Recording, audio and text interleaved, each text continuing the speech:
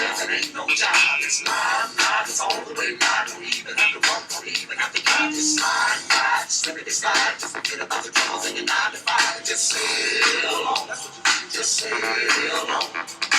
Hello everyone, we're back again. Dana Hodges, Educational Technology Department, and Sherry Ballantyne, Educational Technology. We're on Step 3, Part 3, and this is geared towards our specials. We know you all teach this whole school, and we have certain tidbits that would assist you in making your job a bit easier also. So the first thing we want to do is once I'm in, I have an ability to change certain things. So how do we want to do this? First thing I'm going to do is this. I have all of these classes, and some of the class names do not mean a thing to me. They're state course names, and they're very confusing.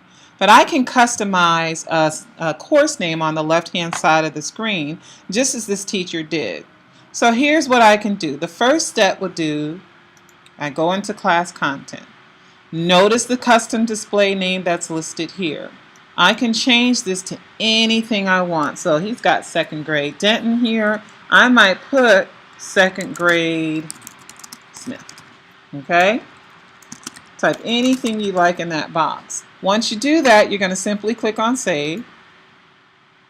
Once you click on save, in order for that to take place in list here, notice it changed right away.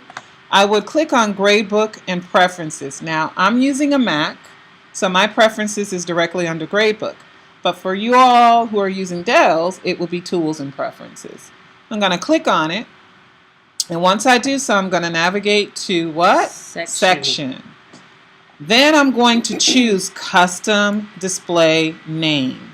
That name will then display on the left-hand side. If you don't choose it, you'll still have that confusing course name that you're not quite sure which teacher it is.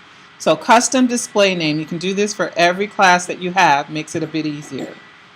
Alrighty, so we've made mention earlier, I'm going to go back to the score sheet, and we've made mention earlier about certain things that we do not want available here in the core areas, and one of those was the non-academic behavior that was listed. Now here's where you have one per subject area. So for math, they had several. For PE, art, and music, you have a one-liner. So I'm going to go ahead and click on assignments, add an assignment. I can add my one behavior item to any assignment. So if I had an assignment already, I can double click and just add that particular behavior. However, I don't, so I'm just going to say test assignment. Call it what you will. We've been through this, so you guys know how to do this. I can call it behavior, okay? Points possible, we're just going to stay consistent because we are on a 4-point scale. However, this is a CSRR grade. Click on standards, and as soon as I click on my standards at the top, this is what I have. I'm a music teacher. I have cooperation in music class. If you're PE, it would be cooperation in PE. And if it was art, it would be cooperation in art class. I'm simply going to click on it. Okay? Now, does that mean I have to create a separate assignment for the rest of the clarifying objectives that I'm grading for that quarter? No, you don't. You can click on those also at the same time. This allows you one less step than the core teachers. So once I do that, I'm going to go ahead and click on save. All right, what does it say? I must have it published grade final.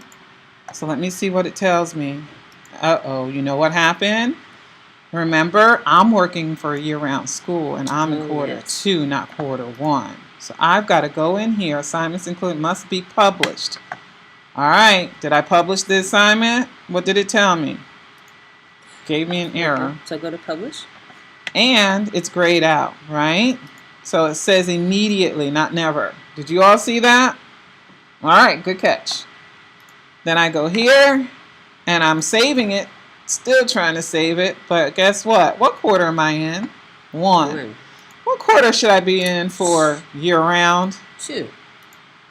Okay. Notice I have to start all over. Excellent point. We're not going to erase this tape. This is very important. Right, it's okay. Okay, when you are not date specific and you're going ahead and you're trying to get into something that is past date, notice it wouldn't save it for me. It just kept on writing. So we're going to move on. I'm in the right quarter for year round. Don't know, this never is continuously coming up. Here's my standards again. I'm going to go ahead with cooperation and something else, and I'm simply going to click on save, and there's my assignment finally. Mm-hmm. But it's a good learning lesson. This thing is very date sensitive. Once I do that, I'm going to simply, you guys know, what am I going to click on? The S.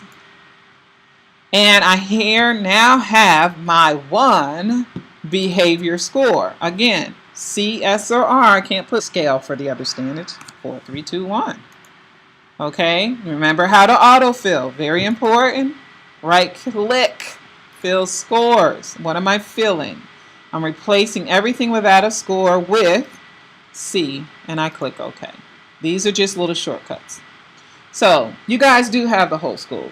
Assignments, very important. So what if I have an assignment for what? 3 to 4 to 5 grades for 5 classes in 1 grade level? Here's what I can do. If I click on the assignment tab up top, save my changes, it lists the assignments I have. I'm going to click on it one time, left click. Then I'm going to right click. What do I have? I can copy the assignment. So I can copy assignments throughout different classes. I'm going to click on copy. This is the particular assignment I want to copy. It's already checked. Click next. And then I can go and say, okay, what class was that? A 2nd grade class? I can choose which classes that I want to copy the assignment to. I can choose all. I can choose just 1 grade level. I can do whatever I'd like. Once I do that, I'm going to click OK. And when I go back into those other classes and I focused on 2nd grade, I will see an assignment automatically appear. I don't have to recreate the wheel. It is there already. These are just little tidbits to help you guys work a little smarter, not harder. That is our motto. Anything to add, Sherry? I think that is all. So we want to thank you again for joining us on this fantastic voyage. Now the dude's so complicated, what do you think? What is it called? It's called a lakeside snack. Come along and ride on a fantastic voyage. I'm the captain of this vessel. We